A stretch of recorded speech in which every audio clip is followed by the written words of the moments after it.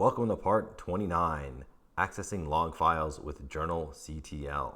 So Ubuntu stores its log files at this directory right here, /var/log. And let's go ahead and take a look at this so we can see some of those log files. So I'm just going to list the contents. So here are the different log files from different services. And you'll see that Nginx actually has its own folder for logs. Now our systemd service that's running Corona, the Gunicorn service, does have its logs in here, and you can sift through there to find them.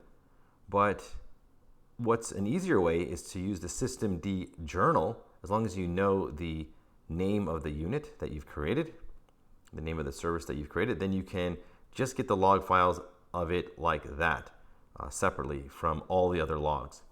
So that's what we're going to do. So the systemd journal can be accessed with this journalctl command.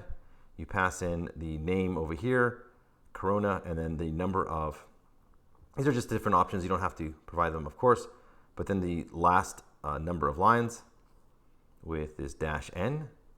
So I'm just going to copy this and paste it over here. So as long as we know the name, that's the most important. You can look up, how to use this journalctl command. And see the various options over here. So we're going to just look at our Corona, command, or sorry, our Corona service that is running.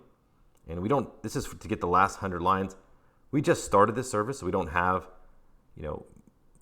any errors so far, or really not much output. But you can see that it did start the Gunicorn service. This is the, it doesn't just know this. This is just the description that we gave it. So that's why it printed this out.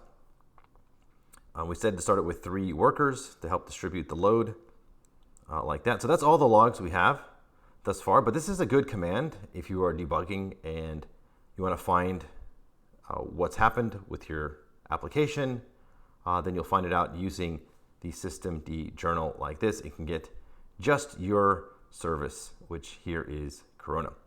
Okay, so that's how you access the logs using the journalctl command.